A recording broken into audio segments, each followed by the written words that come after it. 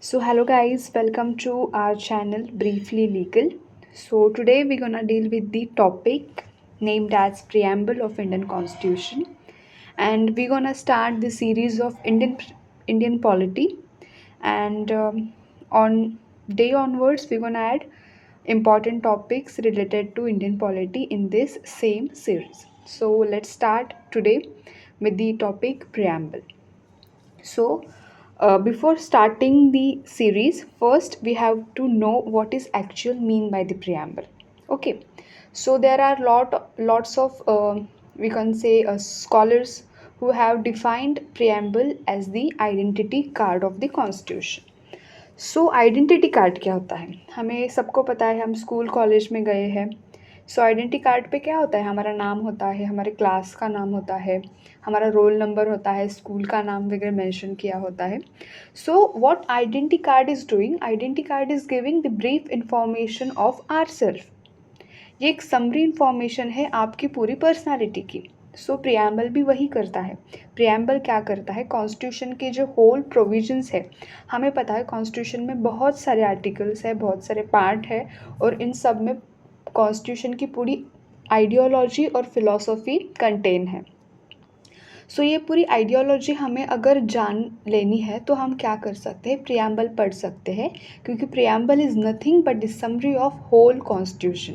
Preamble is the mirror of the our constitution. So preamble एक summary है, एक mirror है, और you can say it is the identity card of our constitution. Okay, so हमें अब पता चल गया कि एक्चुअल प्रियम्बल होता क्या है। ओके, सो हम अब देखते हैं कि प्रियम्बल की इंस्पिरेशन कहाँ से आई थी। सो फर्स्ट जो अमेरिकन कॉन्स्टिट्यूशन था उसमें प्रियम्बल क्या ऐड किया गया था, और उसी से एक इंस्पिरेशन, और as a source of inspiration our Indian constitution have also adopted the preamble as our part of the constitution. So preamble का जो हिस्टोरिकल बैकग्राउंड है वो स्टार्ट होता है ऑब्जेक्टिव रिजोल्यूशन से, जो 1935 में पंडित जवाहरलाल नेहरू जी हैं, उन्होंने कांग्रेस के सेशन में ऑब्जेक्टिव रिजोल्यूशन पास किया गया था, और उसी से प्रेरणा लेकर हमने हमारे कॉन्स्टिट्यूशन में प्रियम्बल ऐड कर दिया है। सो ये एक्चुअल प्रियम्बल का जो एक हमने यहाँ पे यूज़ किया है, you can see the preamble starts with we the people of India and ends with in our Constituent Assembly this 26th day of November 1949 do hereby adopt, enact and give to ourselves this Constitution. सो ये पूरी क्या है? Text है constitution के। सो इसमें जो भी things highlighted है, it's actually content the morality and the ideology of our constitution. So हम अब in this video we will see what these terms mean and what these terms have importance of. So हम start करते हैं।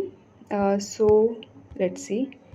हाँ, then first we will try to understand the component of the preamble.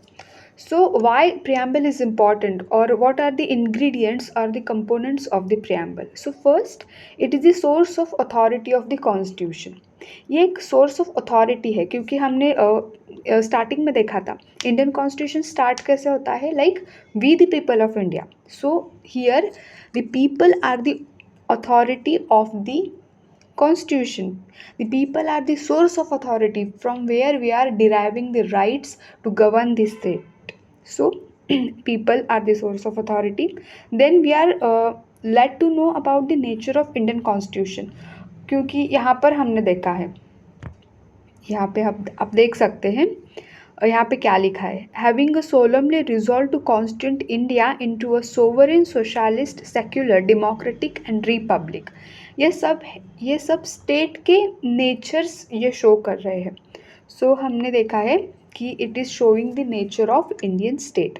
Then यहाँ पर है objective of constitution. आप देख सकते हैं कि यहाँ पर जस्टिस, लिबर्टी, इक्वालिटी, फ्रैटर्निटी ये इंश्योर करने के लिए कॉन्स्टिट्यूशन और प्रियम्बल क्या है? कमिटेड है। So these are showing the objectives of our constitution. Then there is a date of adoption of constitution. We have seen November 26th of 1949 is the date of the adoption of constitution. So guys यहाँ पर हमने components और ingredients of preamble देख लिए हैं. So we will carry forward the same. Okay, so here are some keywords of the preamble, and the first and foremost thing for us to remember or to analyze the meaning of these keywords. So first keyword है sovereign. Sovereign यानी देखिए sovereign का मतलब क्या होता है. Sovereign implies that India is neither a dependency nor a dominion of any other nation but an independent state. There is no authority above it and it is free to conduct its own affairs both internally and externally. Means India एक independence है और India के ऊपर किसी का भी दबाव या डोमिनेंस नहीं है. So India can take its own decision because it haven't any internal or external dominion. Then the second word comes is socialist. Okay, socialist जो word है वो हमने 42nd जो amendment है जो 1976 में हुई थी इसके तहत हमने ये socialist word add किया है. So जो Indian socialism है, socialism is democratic socialism we have adopted for, and it is basically based on the mixed economy where the public and private sectors are coexisting. Okay, so it is different from the actual communist socialism. So the Indian socialism is democratic socialism which have taken the inspiration from the Gandhian and Marxist philosophies. Then the next word comes secularism. Secularism is also the word which included by the 42nd Constitutional Amendment Act 1976.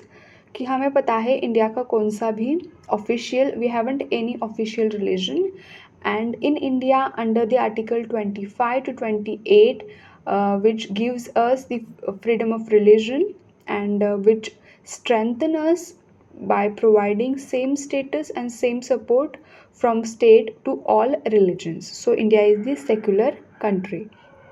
Then democratic. Democracy का definition तो हमें पता है जो Abraham Lincoln जी ने दी है.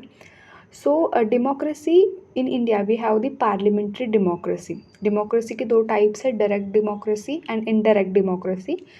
As India we have adopted for indirect democracy and specifically for parliamentary democracy.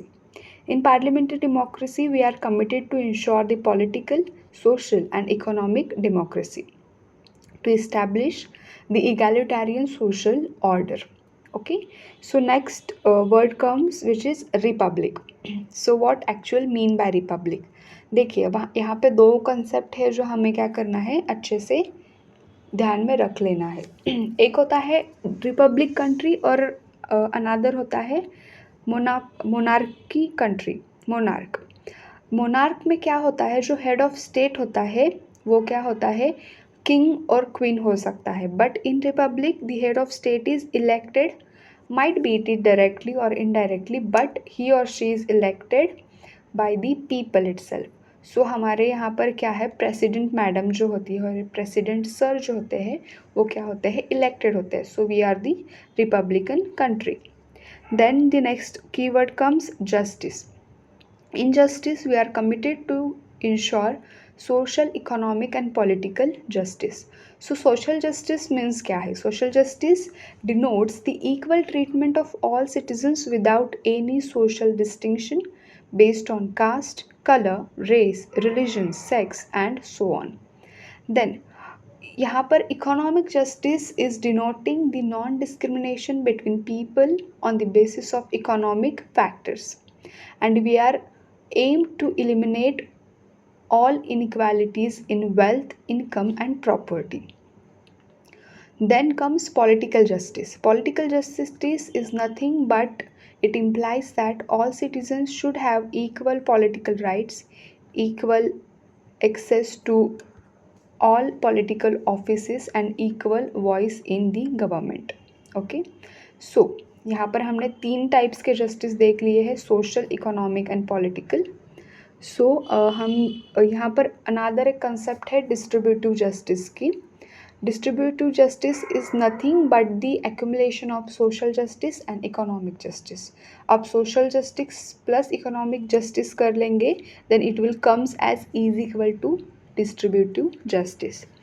The next word is come as liberty. Liberty is nothing but the absence of restrictions on the activities of individual, and at the same time providing the opportunities for the development of individual personality. Okay, पर यहाँ पर जो हमारे liberty है which have some reasonable restrictions which is mentioned in the part of fundamental rights. Okay. uh, then comes equality. Equality, we all know, absence of special privileges on any sections of society, and this is provision of adequate opportunity for all individuals without any discrimination. So we have special right to equality, which contained in Article 14 to Article 18. Then comes,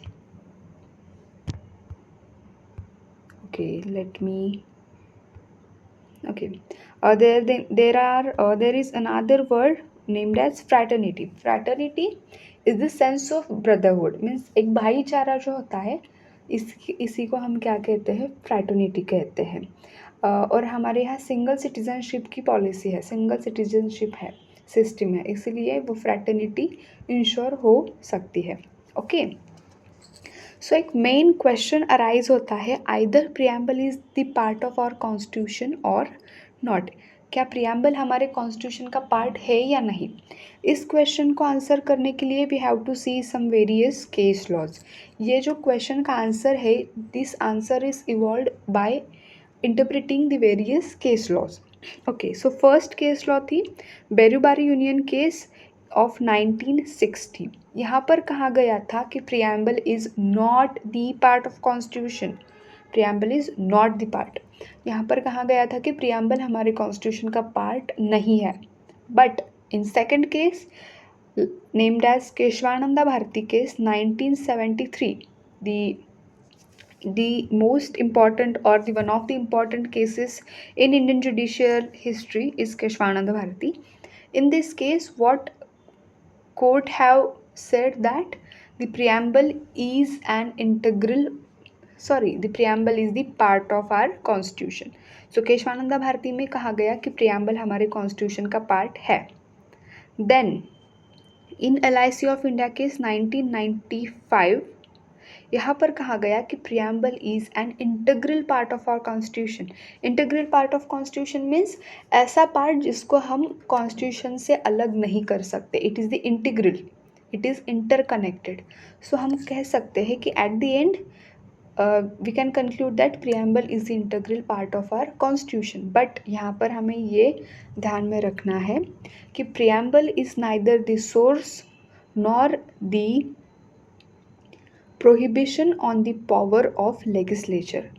preamble authority का और legislation का source भी नहीं है, और उन पर वो प्रोहिबिशन भी क्रिएट नहीं कर सकता. Means we can not restrict the government by identifying the provisions of preamble. And preamble is the non justiciable in nature and non enforceable.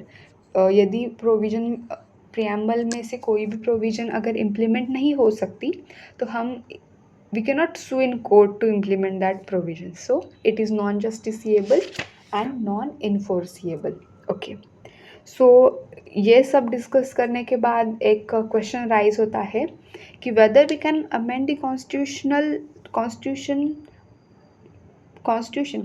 तो हम अमेंड कर ही सकते हैं, but whether we can amend the preamble of our constitution. So let's see. ये भी, इस question का भी आंसर हमें कोई किस केस लॉ में से ही मिल सकता है, और वो केस है केशवानंद भारती केस. केशवानंद भारती केस में क्या कहा गया था कि we can amend the constitution, we can amend the constitution, not only constitution but the preamble as well. We can amend the preamble, but we cannot destroy or we cannot violate the basic structure of the constitution. कि हम preamble तो amend कर सकते हैं, but preamble amend करते समय हम हमारे कॉन्स्टिट्यूशन का जो बेसिक स्ट्रक्चर है वो हम वॉयलेट नहीं कर सकते. Okay, so on this basis there is amendment of 42nd amendment of Indian Constitution, which committed on the 1976. यहाँ पर हमने क्या किया था कि 3 वर्ड्स हमारे प्रियम्बल में ऐड किए थे, और वो 3 वर्ड्स थे socialist, secular and integrity. And ये जो अमेंडमेंट है वो वैलिड थी because it is not violating the basic structure of our constitution. So yes, this is all about the preamble. We have seen the ingredients of the preamble, some major elements of the preamble. We have seen the either the preamble is the part of our constitution or not. Here we have seen 3 case laws, and at the last we also have seen the amendability of our. यहाँ पर एक mistake है, यहाँ पर constitution के अलावा यहाँ पर प्रियम्बल होना चाहिए था. Amendability of our preamble. So in this series we have covered all aspects of preamble. Hope you have getted all this information, and yes, thank you so much for listening this. Yes, in upcoming videos we're gonna come with this interesting and important topics of Indian constitution. So uh, do join the channel, subscribe us to let to know about more such information. Thank you.